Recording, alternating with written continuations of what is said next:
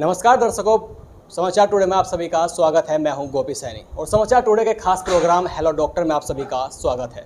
और आज हमारे साथ मौजूद है डॉक्टर राकेश कुमार जी। ये किस चीज़ के स्पेशलिस्ट है और उनसे हम बात करेंगे किस उनकी बीमारी के बारे में और उसके बचाव के बारे में। सर, सबसे पहले अपने आप इंट्रोडक्शन। मैं doctor Rakesh Kumar, ENT surgeon, जिला चिकित्सालय मुजफ्फरनगर। मैं नाक कान गला रोग विशेषज्ञ हूँ। बेसिकली नाक कान गले रोग से विशेषज्ञ में हम लोग नाक कान गले की सभी बीमारियों से संबंधित मरीजों को देखते हैं और उनका इलाज करते हैं। तो जैसे आजकल मई का महीना आ गया है, शुरू हो गया है, और आजकल नाक से जो रिलेटेड प्रॉब्लम्स ज़्यादा आती हैं। जैसे ये फसल भी कट रही है, अभी कटी है, चल रहा है प्रोग्राम, और थोड़ा ज़्यादा गर्मी जैसे हो गई है, तो इस वातावरण में थोड़ा सा नाक की प्रॉब्लम्स ज़्यादा आती हैं। एलर्जी की प्रॉब्लम्स नाक की हैं, ठीक है, नाक से खून आने की प्रॉब्लम है, ठीक है। ये सब प्रॉब्लम्स थोड़ी सी हम लोग ज़्यादा फेस करते हैं आजकल। बाकी कान की तो कान बहने वगैरह की प्रॉब्लम्स रहती हैं, जो पुरानी भी रहती हैं, आजकल भी हो जाती हैं। जैसे सर्दी गर्मी हो जाती है, आदमी गर्मी से निकला सर्दी में चला गया, तो AC से निकला, तो उस तरह की प्रॉब्लम्स कान में कई बार नज़ले जुकाम से हो जाती हैं। बच्चों को बहुत कॉमन आजकल वायरल भी होते हैं फीवर्स, वो गले ख़राब कर देते हैं। तो ये यूजुअल प्रॉब्लम्स हैं जो आजकल हम लोग ज़्यादा देख रहे हैं। और इस संबंध में जो है मैं लोगों को यही सलाह देना चाहूँगा कि जो मरीज़ हैं वो अपने स्वास्थ्य के प्रति थोड़ा सचेत रहें। एकदम से गर्मी सर्दी के थोड़ा से असर से बचने को कोशिश करें। जहाँ थोड़ा ज़्यादा गर्म है तो उसका ध्यान रखें कि उनको ज़्यादा गर्मी से जो प्रॉब्लम्स हो सकती हैं ENT में रिलेटेड, या जो एकदम से नाक से रिलेटेड एलर्जी की प्रॉब्लम्स हैं वो हो सकती हैं, उसके बारे में थोड़ा प्रिकॉशन रखें। एटमॉस्फेयर चेंज में थोड़ा सा कम निकलें और तेज़ धूप का सामना करें तो सनस्क्रीन लगा लें, या जो छाते वाते यूज़ करें ताकि गर्मी से थोड़ा बचाव रहे। देखा जाता है कि अक्सर धूप में निकलते हैं और बाहर धूप में जैसे होते हैं और जब जाते हैं घर पे या तो कूलर के सामने बैठ जाते हैं या फिर AC में बैठ जाते हैं, तो फिर बाहर फिर से अगर वे बाहर निकलते हैं तो फिर वही नज़ले की प्रॉब्लम और हाँ, वही एलर्जी की बेसिकली ये प्रॉब्लम्स हैं। एलर्जिक राइनाइटिस के ग्रुप में हम लोग रखते हैं इनको, जो ENT से रिलेटेड मामला है। तो इसमें ध्यान यही रखने वाला है कि थोड़ा सा जहाँ से डस्ट हो उसे थोड़ा अवॉइड करें, ठीक है। और बाकी कोई विशेष ऐसी स्थिति नहीं है कि ENT से रिलेटेड किसी को बहुत ज़्यादा कोई प्रॉब्लम होती। आजकल डायरिया और फीवर ये सब ज़्यादा फैलते हैं, संचारी रोग जिन्हें हम लोग कहते हैं, तो उनकी तरफ थोड़ा सा ज़्यादा कंसर्न रहता है, ठीक है। बाकी ENT में बेसिक बात है कि ध्यान रखें, कान अगर किसी का बहता है तो उसको ध्यान रखें पानी ना जाए, नहाते समय रुई ला के रखें, और फिर भी नहीं ठीक होता तो डॉक्टर को ज़रूर दिखा लें, ताकि उसमें जो एंटीबायोटिक्स वगैरह की ज़रूरत है तो वो मिल सके, मरीज़ को प्रॉपर इलाज हो सके उसका। और नाक में ड्राइनेस की आजकल ज़्यादा समस्या होती है, तो जल नेती बहुत अच्छी चीज़ है। घर पे सब जो कर सकते हैं, जिनको कोई प्रॉब्लम नहीं है, कोई जैसे थोड़ा जल नेती कर लें, जिनको ड्राइनेस ज़्यादा होती है वो अच्छा रहता है आजकल। और या थोड़ा सा वैसलीन नाक में एप्लीकेशन कर सकते हैं, जिनको थोड़ा सा कभी कभी इस सीज़न में खून आने की कुछ समस्याएं होती हैं, उनके लिए ये अच्छा होता है। और गले के लिए थोड़ा सा गार्गल्स करें, नमक पानी के गरारे करें, तो यूजुअली हम लोग बचे रहते हैं सीजनल प्रॉब्लम से। और अगर फिर ना ठीक हो तो फिर डॉक्टर से ज़रूर कंसल्ट करें, ENT वाले से। ऐसी बीमारी में खान पीन पर कैसा ध्यान रखा जाए, क्या खाए पिए? खाने पीने में यूजुअली जैसे खट्टी चीज़ें हैं, दही, अचार, है ना, ये सब चीज़ें, फ्रिज की बहुत चिल्ड चीज़ें, जैसे कई बार हम लोग गर्मी से गए एकदम से चिल्ड चीज़ें हमने खा ली क्योंकि शरीर को अच्छा लगता है, तो वो कई बार गले में एडवर्स इफ़ेक्ट डाल देती हैं। तो उस सब को थोड़ा सा नॉर्मल टेम्परेचर की चीज़ें ज़्यादा यूज़ करें, बहुत चिल्ड ना करें, तो गले से थोड़ा बचाव रहेगा। और गार्गल्स कर लें अगर थोड़ा भी आपको लग रहा है खराश जैसी है या एलर्जिक फिनोमिना आपको एटमॉस्फेयर में लग रहा है कि भाई सबका और एक दो लोगों का घर में थोड़ा बहुत गला ख़राब है, तो आप प्रिकॉशनरी गरारे कर लें, वो बहुत हेल्प करता है। अगर ऐसी आपको बीमारी दवाई नहीं खानी ज़्यादा पड़ेंगी। अगर ऐसी बीमारी हो भी जाए तो किस तरह की जांच होती है?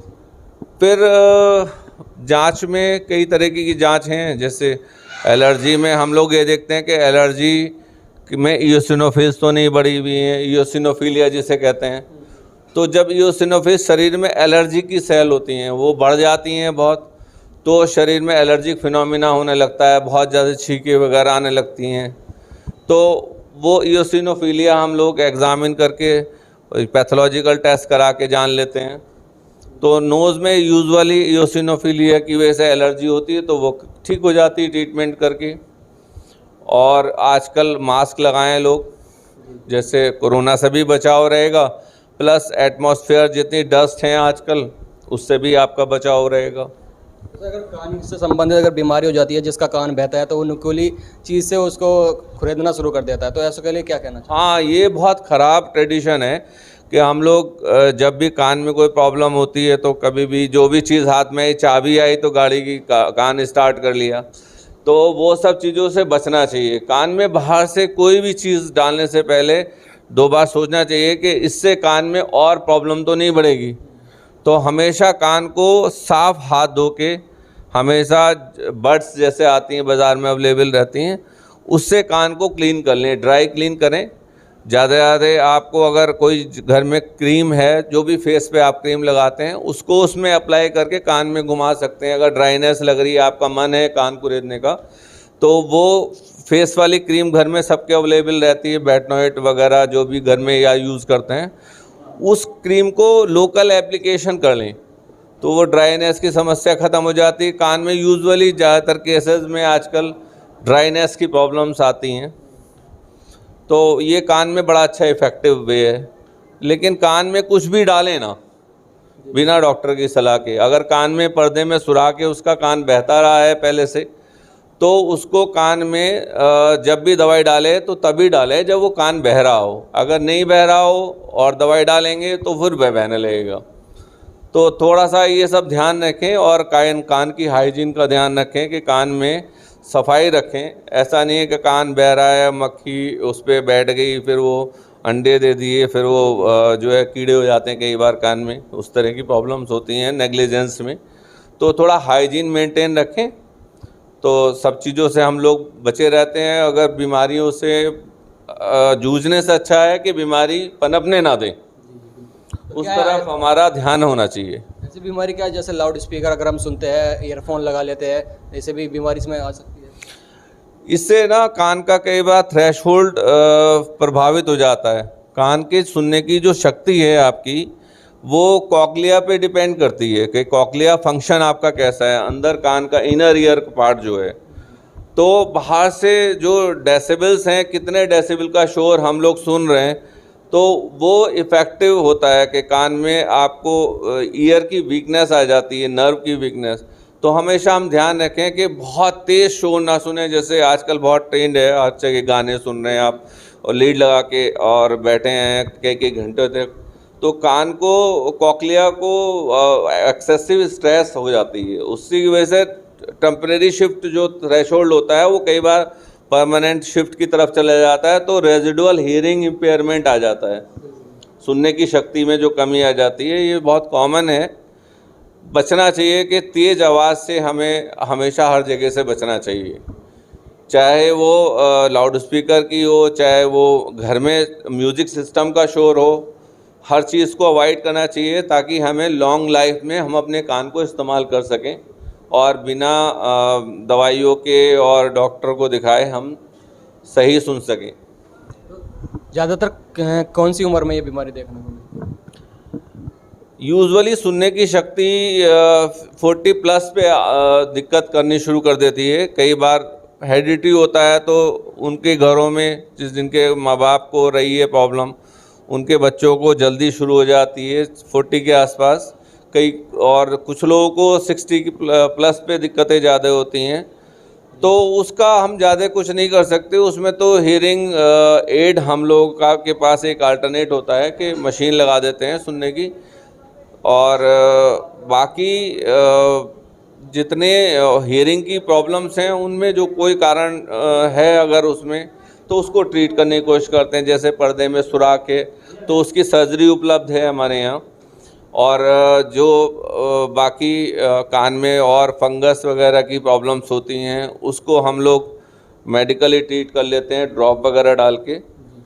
तो हियरिंग में बच्चों में जैसे बहुत कॉमन कॉज है एडिनोइड्स का, जिसकी वजह से बच्चे के कान बहने लगते हैं या कान में दर्द होता है या सुनने बच्चा कम रहता है, कम सुनने लगता है। तो उसको हम लोग एक्सरे वगैरह करा के देख लेते हैं, उसमें भी सर्जरी की प्रॉब्लम होती है तो सर्जरी करते हैं। चलिए सर, धन्यवाद हमारे खास प्रोग्राम हेलो डॉक्टर में आने के लिए। धन्यवाद आप लोगों का और सभी दर्शकों का भी धन्यवाद। तो ये थे हमारे साथ डॉक्टर राकेश कुमार जी, जो ENT सर्जन है। और हमने आप तक उनकी जो बीमारी है इससे संबंधित उसकी जानकारी आप तक पहुँचाई। आशा करता है कि आपको ये जानकारी पसंद आई होगी। तो ऐसे ही जानकारी स्वास्थ्य से संबंधित हम आप तक पहुँचाते रहेंगे। हेलो डॉक्टर प्रोग्राम में बने रहने के लिए हमारे साथ धन्यवाद। मैं गोपी सैनी, समाचार टुडे, मुजफ्फरनगर।